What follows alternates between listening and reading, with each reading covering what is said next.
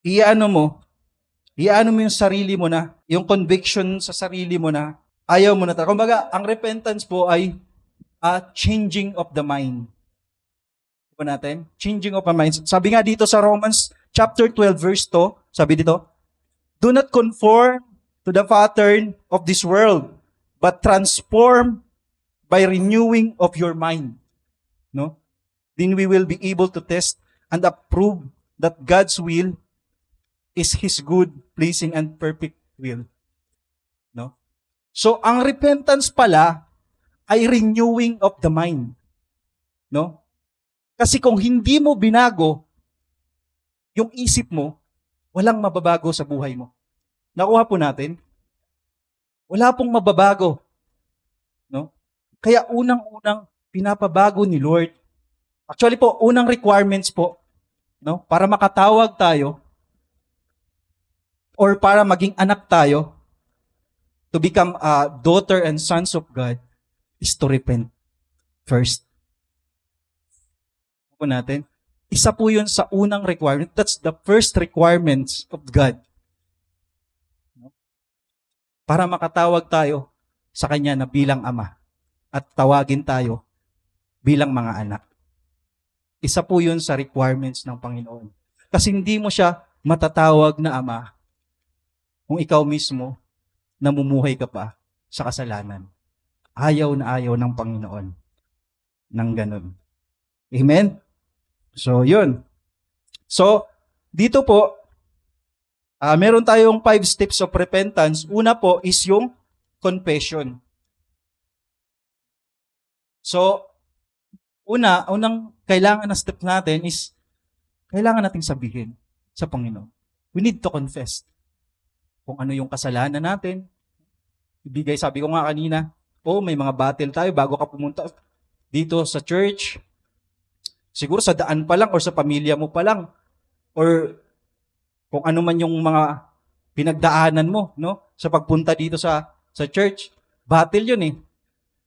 No? Pero salamat sa Panginoon dahil nakarating ka dito. Tama yung lugar kumbaga, tama yung lugar na pinuntahan mo. Tama yung lugar na pinuntahan natin.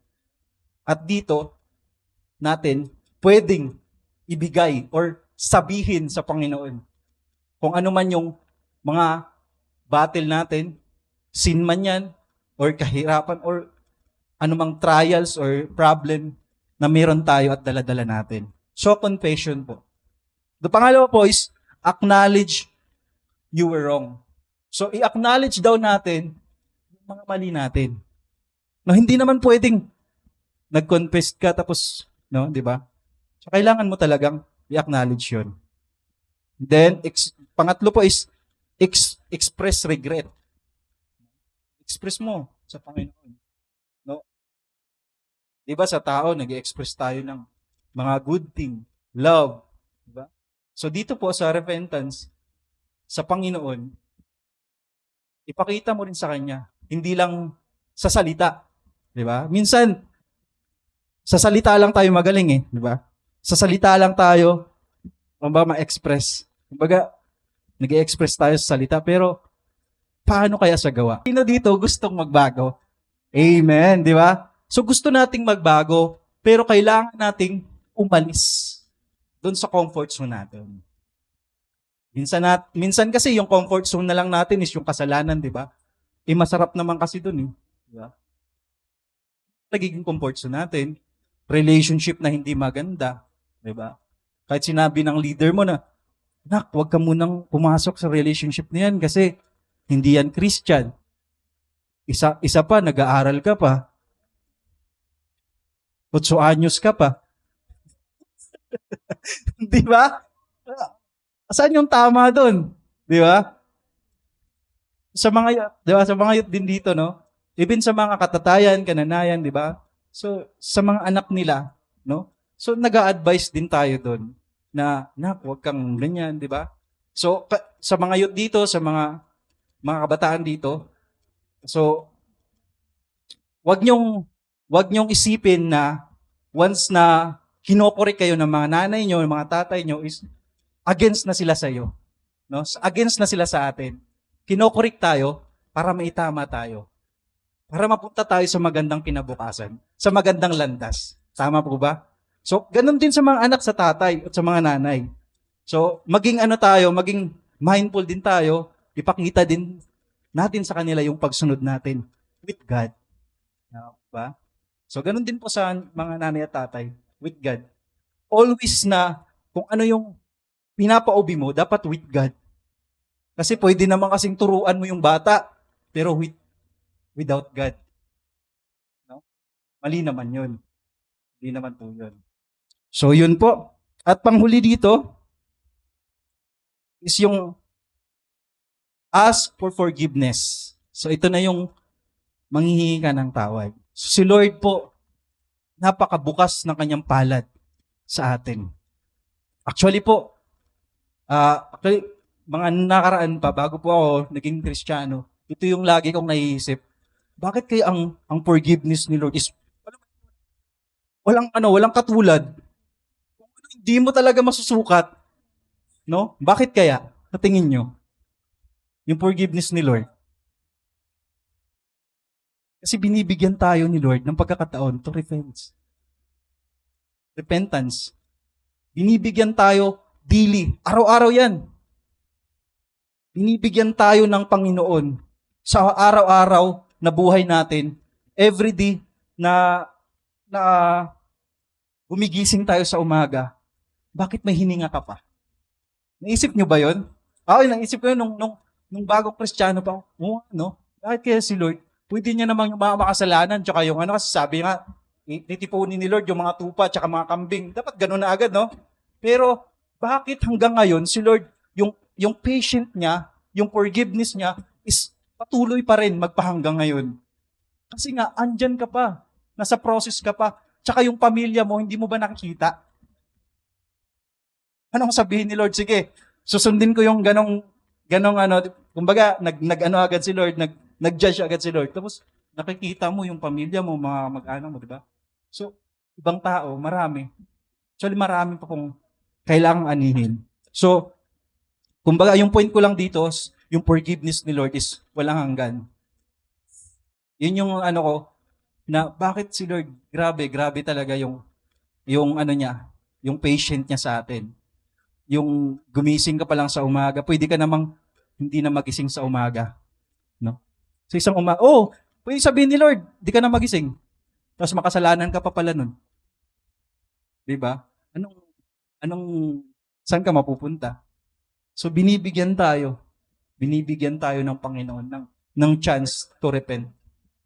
Amen? So dito na po, magbabasa na lang po ako dito ng mga ilang verses, no? About repentance. So repentance pala in Greek word is metanoia. Metanoia means changing one's mind.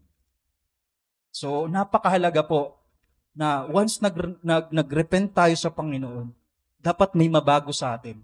Hindi yung nagrepent ka sa Panginoon. Ito yung tinatawag na kumbaga nagrepent ka tapos bumalik ka lang sa dati mong buhay. Dapat pag nagrepent ka, the old has gone, the new has come.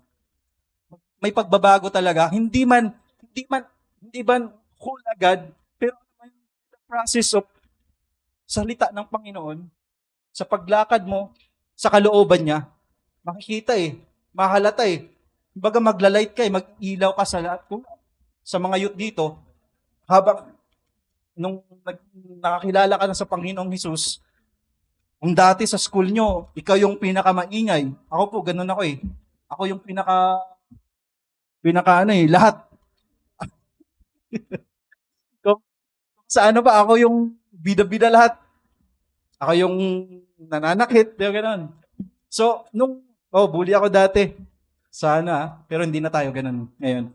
So, yun. Makikita sa'yo Nung naging Kristiyano na ako, college na ako noon, naging Kristiyano ako. Andun na nakikita, iba ka na, hindi ka na masama sa uminom, hindi ka na masama sa kalukuhan. Nahalata Di ba? So, nahalata po sa atin. Kasi magiging light tayo of the world. No? Magiging light tayo sa mundo. Bilang mga Kristiyano. So, sabi dito, in Acts chapter 3 verse 19, repent therefore and turn back that your sin may blotted out. No? Sabi din dito sa Matthew chapter 4 verse 17, from that time Jesus began to preach saying, repent, for the kingdom of heaven is at hand. So napakahalaga po, no, na magrepent. Magrepent sa Panginoon. Kasi wala pong ibang way, no, na makapunta sa kaharian ng Panginoon. Unang-una, yung repentance. Siyempre, yung pagbabago. So, sabi nga din dito, sa 2 Peter chapter 3 verse 9, the Lord is not slow to fulfill His promise. Ito yung sinasabi ko, no? Na may promise ang Panginoon, gagawin niya yun. Pero, alam mo yun, yung promise niya na yun, yung patient niya sa atin, is andun eh. Sabi dito, as some count slowness, but is patient toward you, not wishing that any should perish, but that all should reach repentance. Yan, ito yung sinasabi ko, na si Lord, napaka-slow niya. Ang bagal mo naman doon. Judge mo na kami, Lord. Andito na kami. Binibigyan tayo ng pagkakataon. Sabi nga dito, but is patient toward you. Patient ang Panginoon.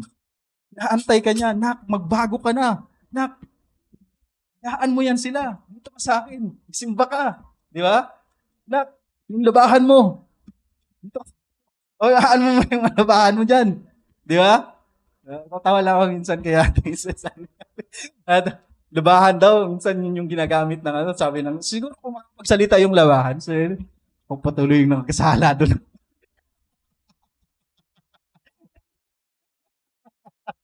Ano mo lang yun. Nagkasala pa ako doon hindi ko naman pinipigilan yun ng simba. Hindi, babataw lang ako. Di ba?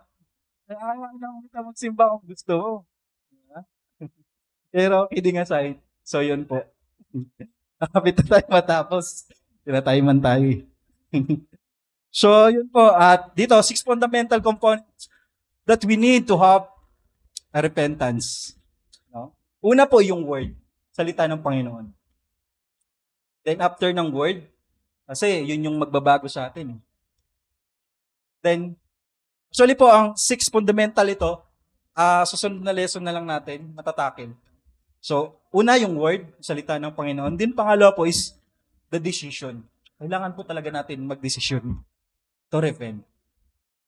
Then, ito yung isa sa pinakamagandang para tayo ay, kumbaga, maging consistent is the fasting na sinasabi. No? Kung may mga pinagpipri ka, napakalaki pong kahalagahan ng fasting sa isang mananampalataya. Doon mo talaga mabubold yung sarili mo. Mapapakita sa Panginoon na nagsisisi ka. Kasi doon lilinisin. No? Doon makikita. Doon ka, magiging transparent ka sa Panginoon. Mas magiging ka pa sa Kanya.